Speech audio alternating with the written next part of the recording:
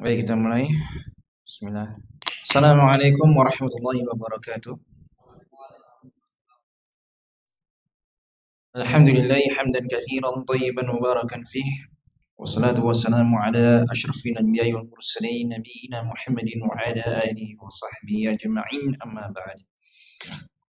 Baik jemaah sekalian, dan semoga dirahmati Allah Subhanahu wa taala, kita dipertemukan kembali dalam majelis yang mulia ini melanjutkan pembahasan kita mengenai adab-adab Islam, dan kita berada pada bab adab seputar nikah. Sebagaimana telah berlalu pembahasan kita mengenai beberapa adab pernikahan sebelumnya, jadi mana memang kita diminta untuk yang pertama adalah istikharah, ya, dan itu sangat-sangat dianjurkan ketika kita memang menghadapi pilihan-pilihan dalam kehidupan kita, ya, dan kita tetapkan pilihan kita, kemudian kita istikharah, ya. Jadi dari istikharah itu adalah sholat 2 rakaat, kemudian setelahnya berdoa. Jadi sholat istikharah, ada doa istikharah. Terkadang memang ada momen-momen di mana tidak memungkinkan untuk sholat 2 rakaat terlebih dahulu, maka diperbolehkan untuk langsung berdoa istikharah. Ya, semisal ada wanita yang mungkin sedang haid, kan tidak mungkin untuk sholat, maka dia bisa langsung ya berdoa, ya, doa istikharah. Kemudian kita diminta untuk melihat, ya, setelah kita menetapkan pilihan kita, kemudian kita istikharah, minta yang terbaik, ya, dari Allah Subhanahu wa taala. Kemudian setelah itu kita melihat wanitanya, itu ya, calonnya, calon suami atau calon istri. Nah, dipandang baik-baik. Ya. Setelah itu maka kita masuk ke adab yang berikutnya. Ya, sebenarnya juga telah kita sampaikan di pertemuan sebelumnya kalau nggak salah, ya. Di mana adab yang ketiga adalah memilih calon yang memiliki agama yang baik, maksudnya memiliki agama yang baik.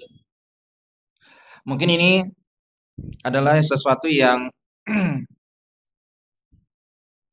terkadang menjadi pilihan terakhir, ya.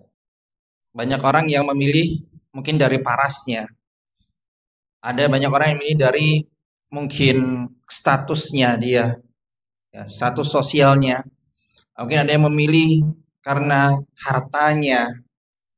Ya, semua ini tidak mengapa. Semua ini tidak mengapa. Namun di dalam syariat Islam, ya, diunggulkan dari semuanya itu adalah wanita yang memiliki agama yang baik. Ya, maka dari itu Nabi SAW mengatakan, tunkahul mar'ah li'arba'. Wanita itu dinikahi karena 4 hal. Yang pertama limaliha, karena hartanya, wali hasabiha, karena nasabnya, karena status sosialnya, karena keturunannya, wajamaliha, karena kecantikannya, paras, walidiniha, dan juga terakhir karena agamanya. Namun kata Nabi SAW, fadfar bidzatiddin taribat yadak. Ya, maka pilihlah yang memiliki agama yang baik, niscaya kamu akan beruntung. Ya, maka Nabi SAW mengakhirkan agama sebagai pilihan terakhir, namun justru itulah yang menjadi prioritas. Maka perempuan ya memilih pasangan perempuan ya harus yang beragamanya baik. Agama baik ini bukan hanya sekedar dari melihat zahirnya saja, oh pakai ini sudah menutup aurat gitu, bukan. Tapi benar-benar kita teliti nih, karena apa? Ini adalah momen di mana kita akan hidup bersama dengannya. Ya, tidak hanya sehari 2 hari, tapi seterusnya kalau bisa. Itu yang kita harapkan. Maka benar-benar memastikan. Begitu juga seorang wanita memastikan calonnya, ya, laki-lakinya ini memang benar-benar laki-laki yang beragama baik, bukan hanya dari zahirnya saja, tapi benar-benar diketahui dia memang agamanya baik. Dan itu tentunya bisa dibantu dari ayahnya. Ayahnya yang mencari tahu. Bukan si wanitanya korek nyari-nyari gitu. Ya, jadi followernya di di sosial media. Bukan begitu. Tapi si ayah ini yang seharusnya bertanggung jawab benar-benar menjaga putrinya dengan cara apa? Pilih yang terbaik, yang agamanya baik nih.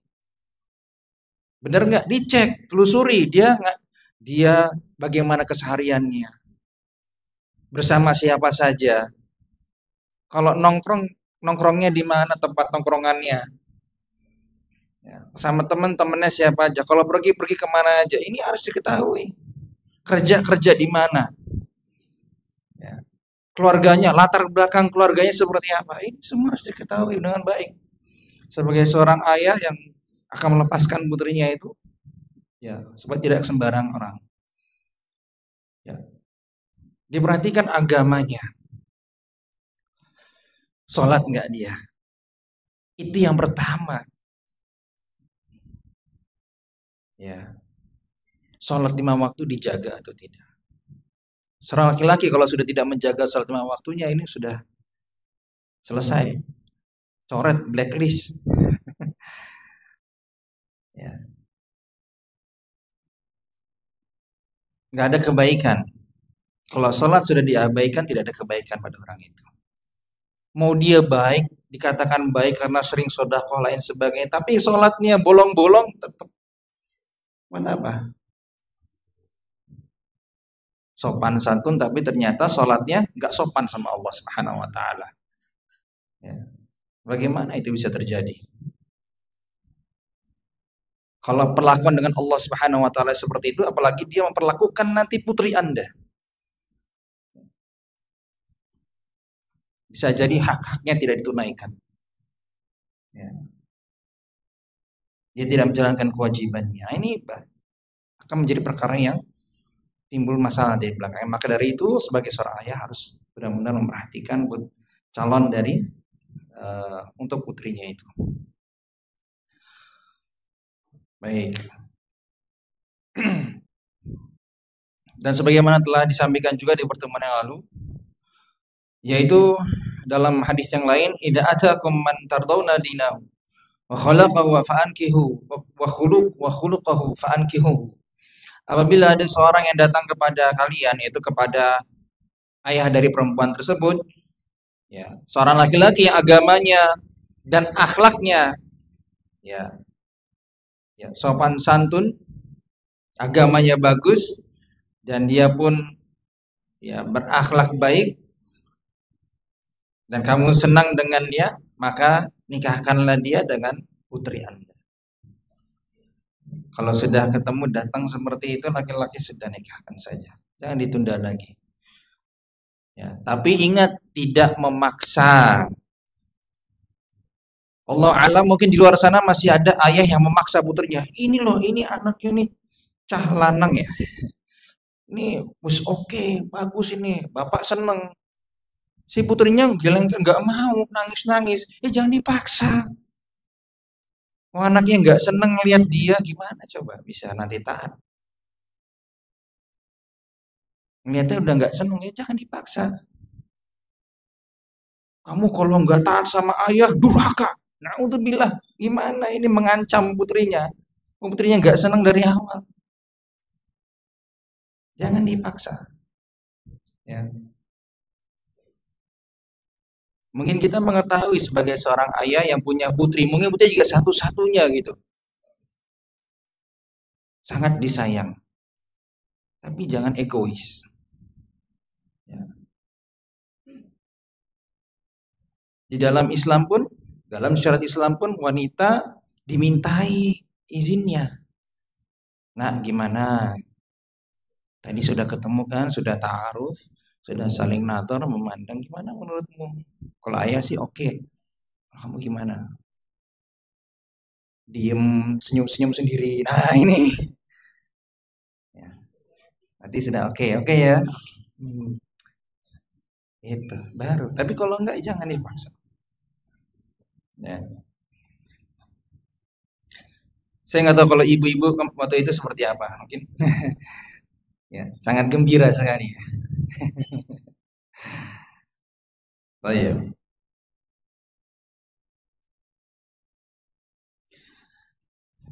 Dalam riwayat yang lain, Nabi SAW pernah bersabda, "Inna dunya kullaha mata'un wa khairu mata'id dunya mar'at salihah." Sesungguhnya dunia itu perhiasan dan sebaik-baik perhiasan dunia adalah wanita salehah. Nah, iya. Wanita salehah. Kalau mendapatkan wanita salehah, masya Allah. Dan saya yakin ibu-ibu di sini wanita yang salehah semua. Insyaallah taala. Kenapa? Karena wanita salehah itu wanita yang masya Allah kalau dilihat sama suaminya itu menyenangkan. Buat hatinya senang. Wah, ya. Kalau diminta taat. Wah, insya Allah. Bu, pijetin dong. Ah, oh iya siap. Siap ayah. Wah itu. Belum diminta kopi, gorengan sudah ada. Ah, ini Masya Allah. Ya. Pulang ke rumah disapa. 3S langsung. Salam, sapa, senyum. Wes, hilang itu semua. Semua kecapek, lelah, letih. Semuanya masalah-masalah di luar sana itu dari tempat kerja itu hilang seketika. Ketika melihat seorang istri sudah ada di depan pintu menyambut suaminya datang. Itu luar biasa. Ya, ini ada saya bawa tasnya. Mana mas tasnya? Sini tak bawa. Sudah sedia kopi dan gorengannya. Wah, itu luar biasa ya. Indah ya. Itu wanita. Masya Allah, wanita saleh seperti itu. Kalau misalkan ya, dan wanita itu sangat mudah, mudah sekali untuk masuk surga. Dalam artian seperti ini. Ketika wanita itu menjaga sholat 5 waktunya, benar-benar dijaga, kemudian dia puasa Ramadan, kemudian dia menjaga kehormatannya, dia taat sama suaminya, wanita ini masuk surga. Ya, menjaga sholat 5 waktu, kemudian puasa Ramadan, taat sama suami.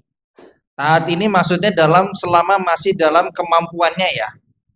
Kemampuannya sang istri dan dalam ruang lingkup syariat Islam. Kemudian dia pun menjaga kehormatan. Ini wanita yang menjadi calon penghuni surga. Luar biasa ya. Ya.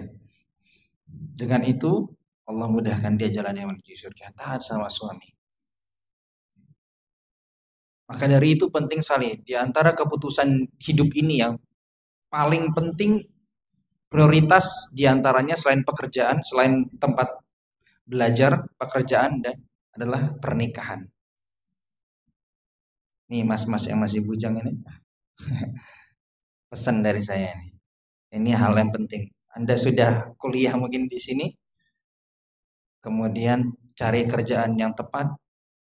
Yang berikutnya adalah pernikahan. Ini keputusan yang sangat penting dalam hidup, yang bisa mengubah hidup Anda seterusnya. Baik.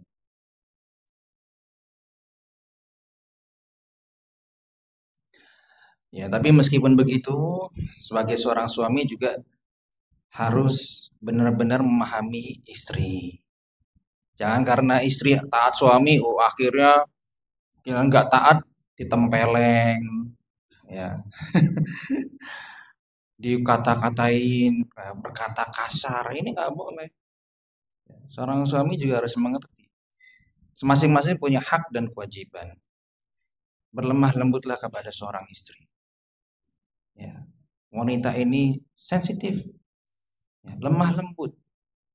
Oh jadi kasari. Ya, bahasanya yang baik, bahasa yang halus. Kalau misalkan bicara dengan istrinya dengan kata-kata yang lembut, dengan kata-kata yang penuh kasih sayang. Ya, misalkan apa? Ya, kata-kata yang biasa yang diketahui oleh keduanya. Ya. Sehingga itu akan menjaga keharmonisan dalam rumah tangga. Yang kalau yang satunya cemberut, jangan dua-duanya cemberut. Ya, salah satunya harus mengalah, menghidupkan suasana. Ya. Kemudian hindari masalah-masalah kecil diperbesar. Masalah kecil dibesar-besarkan. Udah tinggalkan itu. Ya, hindari yang seperti itu. Saling mengerti, saling pengertian, saling peduli. Ya. Jangan lupa komunikasi dijaga selalu. Antara suami istri harus menjaga komunikasinya dengan baik. Baik.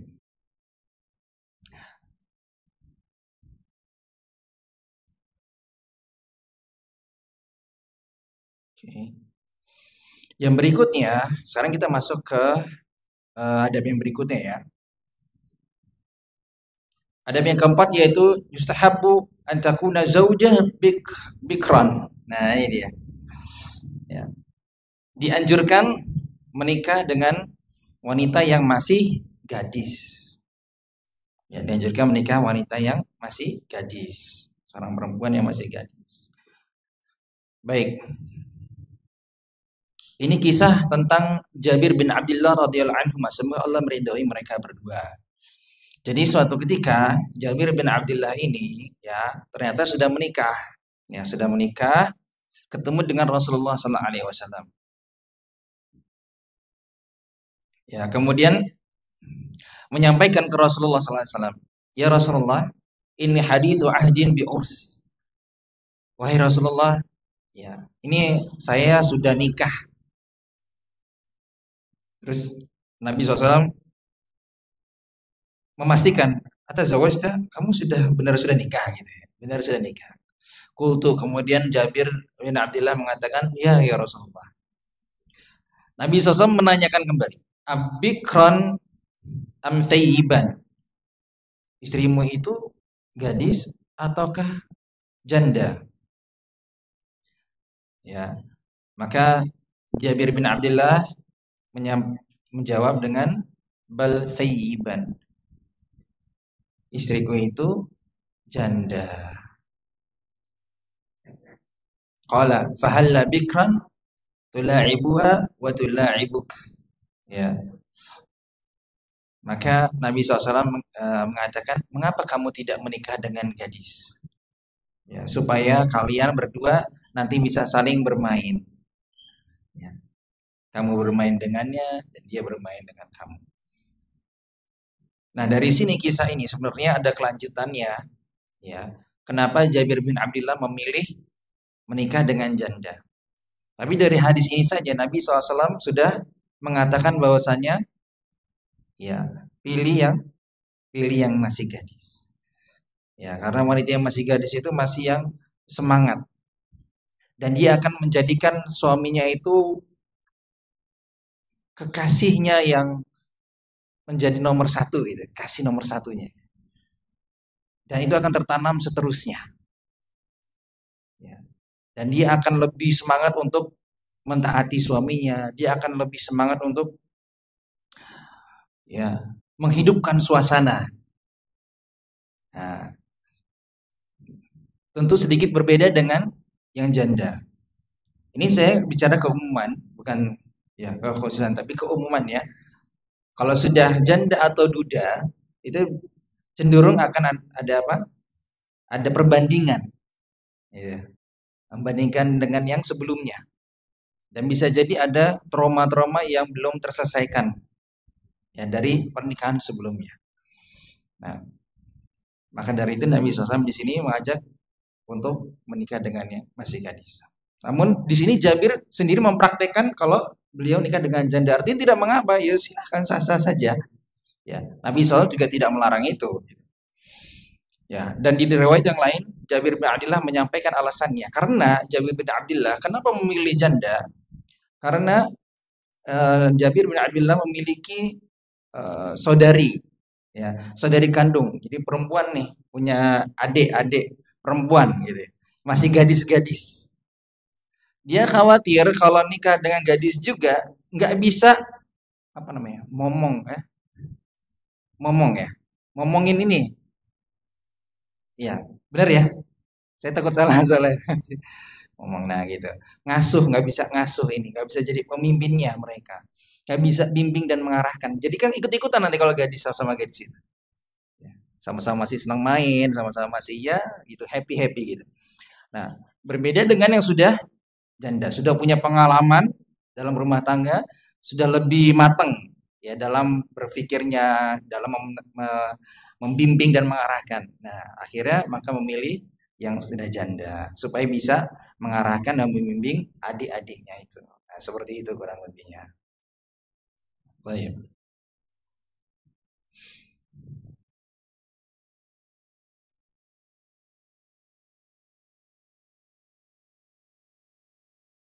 Di dalam hadis ini sebenarnya ada kelanjutannya. Dalam hadis yang tadi saya bacakan sebenarnya ada kelanjutannya tapi sedikit berbeda dari pembahasan. Tapi nggak apa-apa ya, kita sedikit keluar sedikit saja dari pembahasan yaitu di mana Nabi SAW bersama dengan Jabir bin Abdillah dan sahabat yang lain itu pulang dari perangan ya. Mau masuk ke kota Madinah. Falamma qadimna, setelah kami tiba di kota Madinah, kami dhahabna linadkhul. Kami mau segera pulang gitu. Segera pulang aja nih. Ya kan sudah berang lama ya. Kemudian mau pulang ya pulang ke rumah ya menghampiri keluarganya. Faqala kami Nabi sallallahu alaihi wasallam mengatakan amhilu hatta tadkhulul laila. Kata Nabi SAW tunggu sabar. Hatta tadkhulu laila sampai malam hari. Sampai malam hari tiba untuk masuk rumah. Ya. Likai tamtashita sya'ithah wa tastahiddal mughibah. Ya, supaya istri itu diberikan waktu untuk bisa menyisir rambutnya yang kusut. Dan istri juga bisa membersihkan dirinya terlebih dahulu. Nah, gitu. Maksud Nabi SAW. Zaman dulu kan tidak alat komunikasi tidak seperti sekarang. Jadi cara mereka adalah begitu. Ketika pulang nggak langsung, adabnya begitu. Karena kita membahas adab ya. Adabnya tidak langsung pulang ke rumah, tapi tunggu dulu. Ya, sampai malam tiba supaya memberikan waktu. Intinya adalah memberikan waktu bagi istri untuk bisa menyiapkan dirinya di hadapan suami ketika datang pulang dari safar. Nah, bepergian jauh. Kalau kita terapkan ini di masa kita alhamdulillah sudah alat komunikasi sudah canggih semua. Ya kita bisa kabarkan ketika mungkin bapak sedang safar, ya kan, ke Jakarta kita misalkan tahu kapan tiket pulangnya sudah di share ke istri. Wah nih sampai tempat duduknya juga sudah sampai tiba di sana di Jogja kembali itu jam berapa sudah ada. Nih istriku ini sudah saya share nih tiketnya pulang jam sekian. Oh iya siap. Nah biasanya istri sudah menyiapkan diri tahu pulangnya nanti jam sekian. Berarti istri sudah siapkan diri. Nah, di sini lebih dipermudah. Makanya alhamdulillah ya, teknologi canggih ini Allah berikan kepada kita. Ini kita manfaatkan untuk mempraktekkan adab itu. Jadi jangan nggak share apapun, tiba-tiba pulang nyelonong gitu, masuk ke rumah. Adabnya nggak begitu. Bapak safar naik kereta pulang, istri nggak tahu nggak dikabarin, tiba-tiba udah ketuk-ketuk pintu di depan rumah kaget istri. Oh, kok udah datang? Kok nggak ngabarin? Nah, jangan sampai seperti itu. Ini adabnya kurang. Ya. Tapi kabarkan dulu. Uang sudah ada HP, tinggal kabarin aja ini perjalanan pulang mami. Nah, kabarkan supaya bisa siap-siap terlebih dahulu istrinya. Menyambut suaminya dengan tampilan terbaiknya. Ketika suami capek dari safar, buka pintu rumah, wah, harum semerbak. Disambut dengan senyuman yang luar biasa. Indahnya. Ya. Ibu-ibu seperti itu ya, Masya Allah. Senyum-senyum.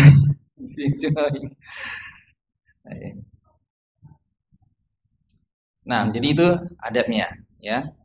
Pastikan orang rumah mengetahui kapan Anda pulang. Baik. Karena mungkin juga istri itu ketika nggak ada suaminya itu bebas. Biasanya kalau ada suaminya itu kan agak, wah saya harus tampilannya terbaik gitu. Tapi ketika nggak ada suami itu, wah masa bodoh gitu. Ya, nggak mandi lah. Bangunnya sembarang. Mungkin seperti itu. Mungkin ya. Ya, berbeda ketika ada suaminya, harus dijaga. Namanya jaim kalau zaman dulu namanya itu jaga image. Nah, Masya Allah. Ya ini jadi akhirnya timbul apa? Keharmonisan dalam keluarga. Ini yang diinginkan oleh Nabi SAW sebenarnya. Ada efek samping dari itu.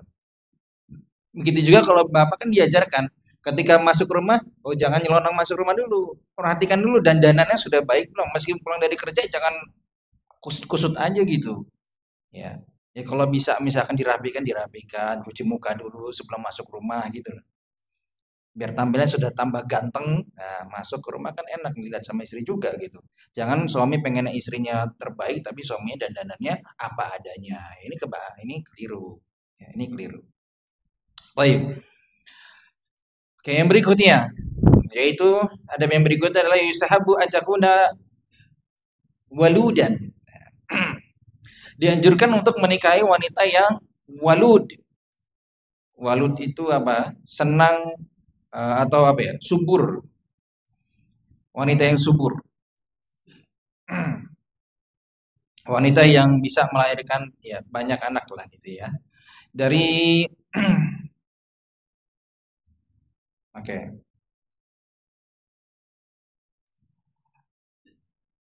Baik, coba saya perhatikan ini.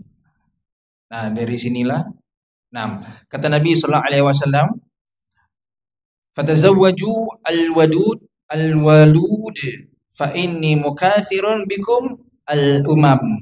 Kata Nabi sallallahu alaihi wasallam, ya, menikahlah dengan wanita yang subur.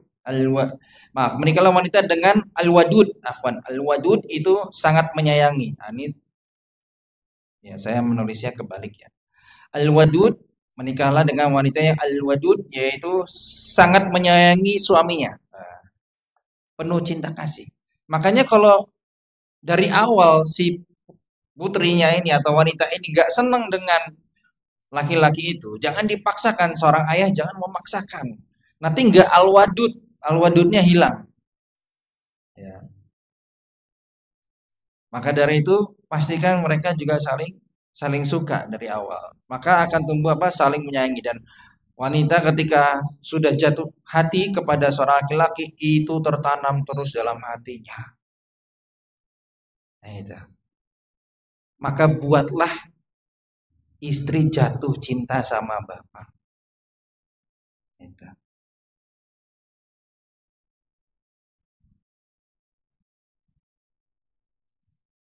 Kemudian al-walud itu wanita yang subur.